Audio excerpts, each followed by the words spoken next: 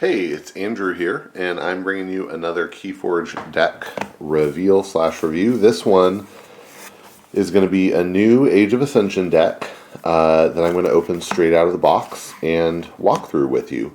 This one I'm really excited about because it's one of the ones that I won at a chainbound event up in Bellevue, Washington. So I don't know why I get an extra kick out of that.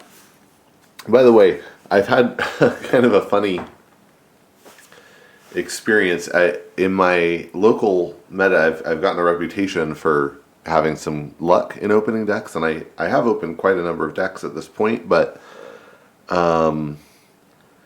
also I think I have had some pretty good luck. So today, after our chainbound event, I had where I got my deck up to 13 chains, breaking it into power level 3. That's my first time doing that, and as far as I can tell, I think this is the first deck in Age of Ascension to have that happen. So that's pretty fun. But anyway, that happened, and then afterward, one of the guys was like, "Andrew, I want you to come pick out.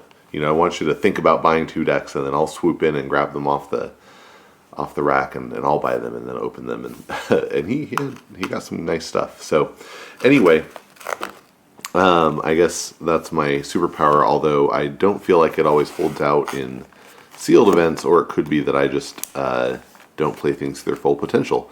Anyway, this is this is an Age of Ascension deck that I won up in Bellevue, and let's see what it is. You'll notice this is the older style box. That, as far as I understand it, that means it's from the German printer, and it should mean that we get a red stripe on the deck. Yep. There it is. So this is Nodreg, the Hierophant Doomsayer. And that's kind of a cool Archon picture. This is actually a similar picture to Haokea, my 13 chain deck. It has this shape on the top, but different stuff on the bottom, and it's a different color. Now, really quick before, well, I guess I'll do that later. At the end of the video, I'll just show for anybody who hasn't done it yet how to register a deck in the app. So this deck is Brobnar, Untamed, Logos. Oh, really? Yeah. Another just quick disclaimer. I probably will start mentioning this at the beginning of a lot of my videos, just to, I don't know, to help keep people from making a mistake I did, and that is just be aware that if you go to a sealed event and you open your deck, you need to get it scanned by the store before you scan it in your app. So once it's scanned by the store, then you can scan it in your app. Okay. Anyway, let's see what's in here. So if you get one with the red stripe, then you ought to be able, I thought I saw it there. The plastic is supposed to be perforated enough that you can just grab it and pull it, but like a pack of gum, but that doesn't seem to be happening. So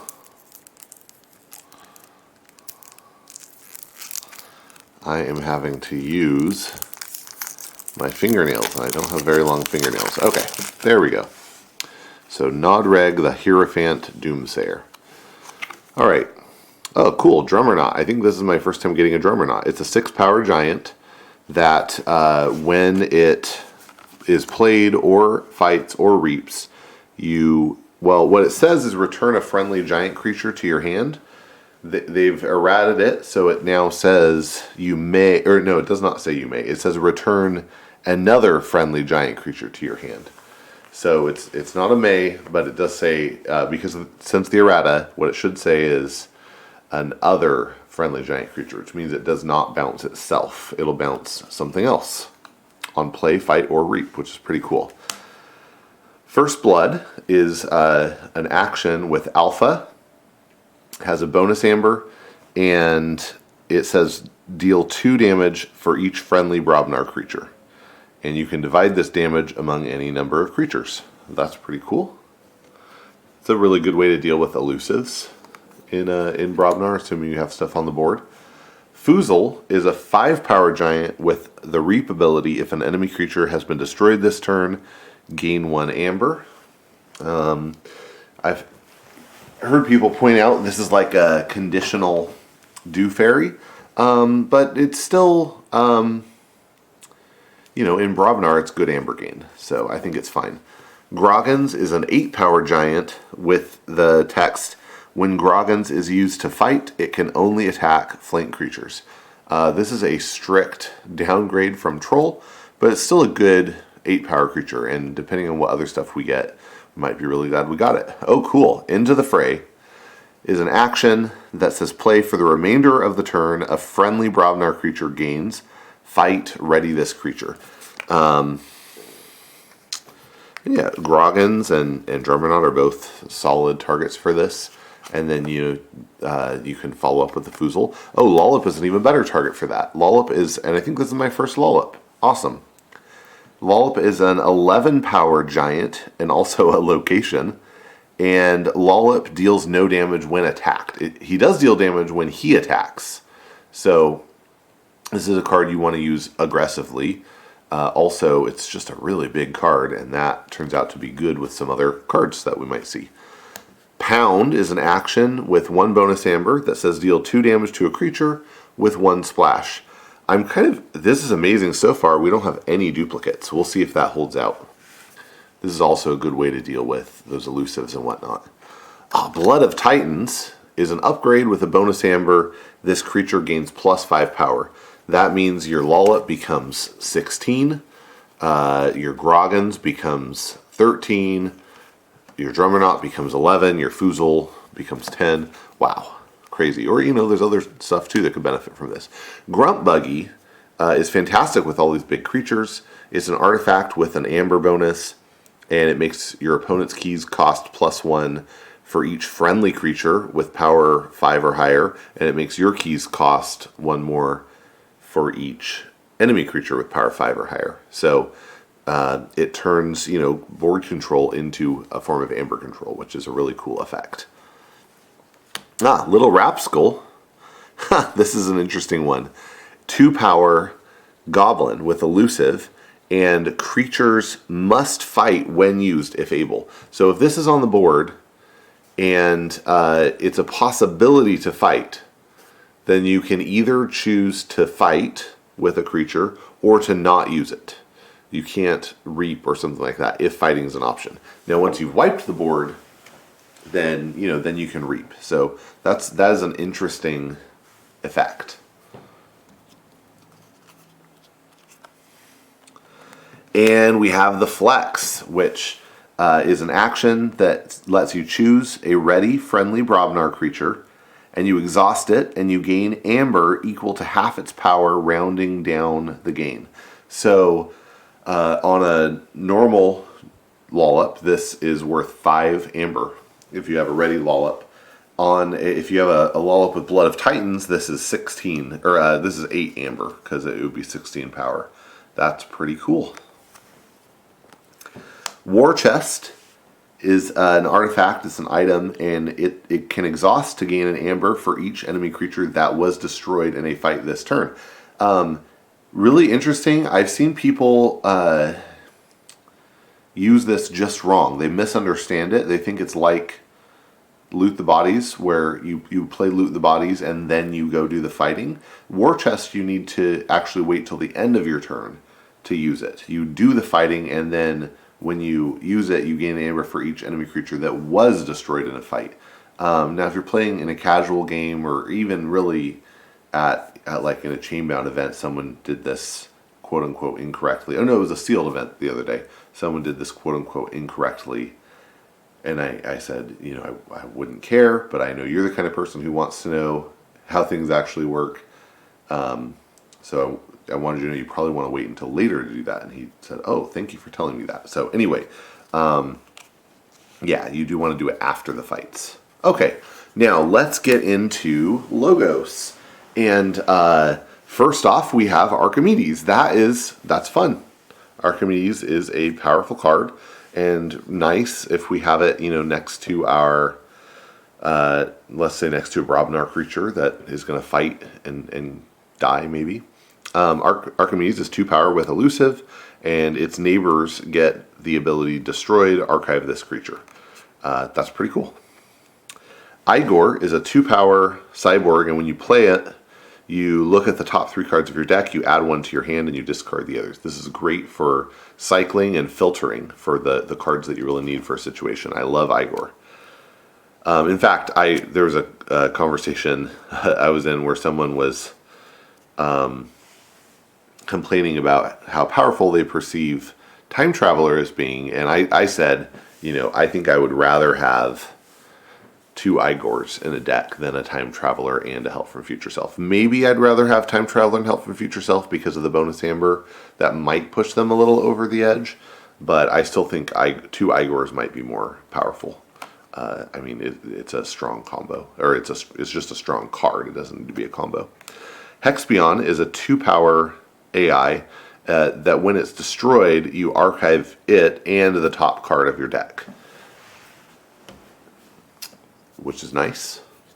Yeah, it's a good setup.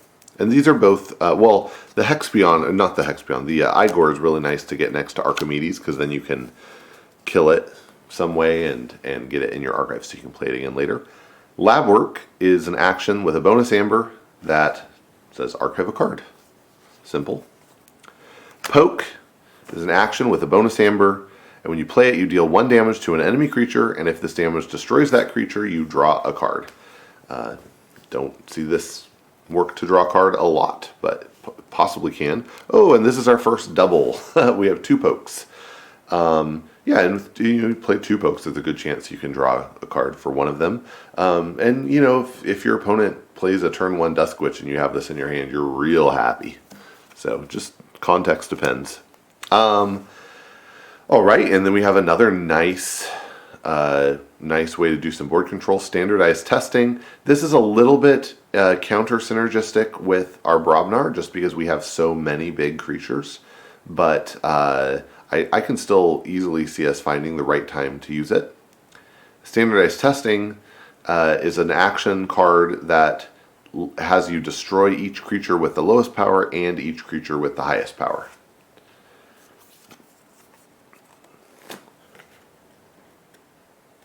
Next we have Titan Librarian, which is a 4 power cyborg scientist that says at the end of your turn, if Titan Librarian is not on a flank, archive a card. And this is really nice. For clarification, you draw up to 6, or whatever else if you have modifications, but generally to 6, and then you do the archive. So under normal conditions, you would then end your turn with 5 cards in your hand. Not 6. You don't redraw up after you do this. But yeah, I love this card. It's a powerful effect. And then we have the other Titan Mechanic, which is 6 power. And while Titan Mechanic is on a flank, each key costs 1 less. So we have Titan Librarian that wants to be not on a flank, and Titan Mechanic that wants to be on a flank. Of course, if your opponent is on the verge of forging, you might want to put something to the outside of Titan Mechanic, but sure can make games fast. Then we have ZYX Researcher, which is a 2 power human scientist with the play effect archive the top card of your deck or the top card of your discard pile. Really nice. It's just a really, really powerful effect there. Good way to get things back. And wow, I can imagine, using that to get maybe a flex back or an into the fray back. There are good possibilities like that I would love to see. Research Smoko is 2 power, and when it's destroyed, you archive the top card of your deck. This is really not as good as Hexbion because it only archives the top card. It doesn't archive itself. So that's kind of interesting, but it's still a really nice effect. And if you did happen to have this next to the Archimedes, then you could, and it's your turn, then you can choose to trigger the archive the top card of your deck first, and then trigger the Archimedes effect, to archive this second, and then it would be as good as Hexbion. And then we have Fetch Drones. Fetch Drones is an artifact that has the action ability, you discard the top 2 cards of your deck, and for each Logos card discarded that way, a friendly creature captures 2 amber. And this can be really nice, kind of clutch damage or amber control if you can get it to fire off. I've had really bad luck with it, but then it just cycles your deck. One of my favorite things is to play either Igor or use Fetch Drones with ZYX Researcher in my hand, because then if I discarded something that I actually want back for later, I can use the ZYX Researcher to get back, and that's a fun effect. Yeah. So, and yeah, I'm almost never sad that I tried to do it. And yeah, if you can do Amber Control onto the cards like Research Smoko or the Hex Beyond, cards that you want that give you a nice bonus when they're destroyed, then that can be a nice thing to do sometimes. Okay. Cool. So that's it for Logos. Let's move on to Untamed. We have Fanghouse, 3 power beasts with Assault 3 and Hazardous 3. Really good for taking out elusive creatures. Very hard for the opponent to deal with. No, crazy effect that would make them necessarily want to kill it, except that it's good for taking out elusive stuff. Full Moon is an action that says for the remainder of the turn, you gain an amber each time you play a creature. So let's hope we get a lot of creatures here. Rustnar is a 4 power beast and insect with the fight ability, destroy an artifact. If that artifact had an amber bonus, you gain that much amber. Have we seen artifacts in here? Oh yeah, we have the Fetch Drones. So if your opponent doesn't have any artifacts and you fight with Rustnar and it survives, then you might have to kill your own Fetch Drones. But and we have the War Chest, that's right, and Grunt Buggy. Although, I feel like at this point, Grunt Buggy is a little bit of a toss-up as to whether it's good here. We have 1, 2, 3, 4, possibly 5 with the Blood of Titans cards that synergize with it on our side. We'll see what else we get, but you might have Grunt Buggy out and then decide you want to kill it with Rustnar. Song of Spring is an action with a bonus amber that has you shuffle any number of friendly untamed creatures from your hand, discard pile, or battle line back into your deck. That can be nice. We have 2 of them. That's cool. That's our second 2 of card here. Tantadlin. Okay, well this is good. This is another card that works well with the Grunt Buggy. It's a 9 power tree. It only does 2 damage when fighting, which means either when it attacks or when it is attacked. Those are both fighting. And it has the fight effect, discard a random card from your opponent's archives. Really nice counter to a Logos or Mars. Oh cool, Chota Hazri. 3 power human witch, and when you play him, you lose an amber, and if you do, you may forge a key at current cost. That could be pretty cool. So far, I'm happy about the Full Moon, and the Song of Spring gives us a chance to return the Chota, which could potentially be quite good, just depending on the situation, I guess. Nepenthe Seed could also bring Chota back. It's an artifact with Omni, sacrifice it, and you return a card from your discard pile to your hand. It's really quite powerful because you can let it sit until just the right moment, when maybe you want a full moon, maybe you want the Chota back, maybe you need to poke something, or you need to use Igor for a clutch search, or you want the flex back to get a bunch of amber. There's all sorts of opportunities where this could just be great. And yeah, I'm excited to see it there. It's just a good card. Even people. I had somebody ask today. They saw it and they said, "Well, now that library access is nerfed, is Nepenthe Seed nerfed?" No, Nepenthe Seed is still very, very good. Oh, sweet. We have Panpaka Anga, which is 5 power, and creatures to the right of it in the battle line get +2 power.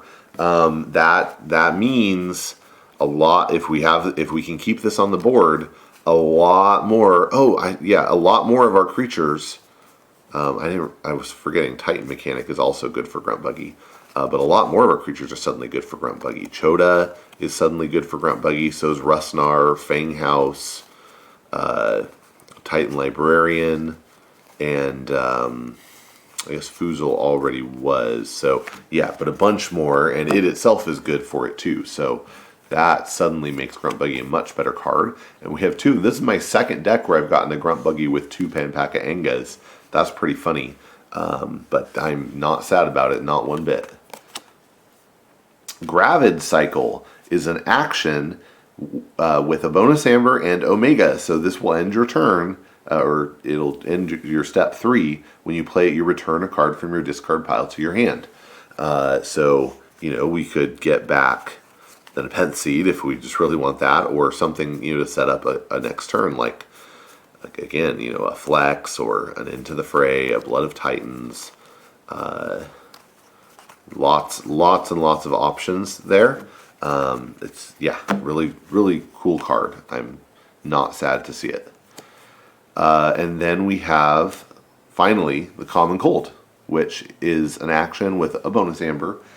You deal 1 damage to each creature, and you can destroy all Mars creatures. So this is a great way to deal with your little tiny creatures. Yeah, that seems fine. I mean, if you have 2 Angas out, then suddenly every single one of your creatures becomes relevant for Grunt Buggy. And not to mention, with 2 Panpaca Anga, if you have two of these out, along and lull up with Blood of Titans, then the Flex will get you 10 Amber. Which, I mean, that's bonkers. That's worth a whole turn, even if you don't have anything else Brobnar out. That's crazy. And, you know, if you have Nepenthe Seed. So, wow. This has some real solid options for Amber generation. You know, less so in Untamed, although these are part of the story. I'm not anticipating generating a ton in Untamed, although, you know, we have enough creatures. Maybe we reap, or Full Moon into a Chota Hazari. Could be good, but I'm not really anticipating having those crazy, you know, turn 1 Forge turns in Untamed. But we have solid card manipulation in the Logos, along with some a little bit of Amber control, and then in the Brobnar we have, you know, Amber control and Grunt Buggy potentially, and some really strong Amber generation potential with the Flex as well as War Chest, and yeah, and decent board control. So that's pretty exciting. I like this, and I'm excited to go play it. Okay, so let's go ahead now, and if you stuck around and you just want to see what it looks like to scan a deck, I have the app on my phone. You can do this on the computer. If you look at the Archon card, way down at the bottom is this code that you can type in on the computer to add it. But otherwise, on the app, you can click this Add Deck button. It'll access your camera, and you just need to stick the QR code there, let it scan it, and it'll bring the deck in. It'll scan it in. You'll get your Amber Shard, and you can start bringing it to like chainbound and Archon events. So that's that. This has been my review reveal of Nodreg, the Hierophant Doomsayer. And yeah, I really am excited to get out and play some games with this deck. I'll have to let you know how it goes. Thanks, and keep on forging.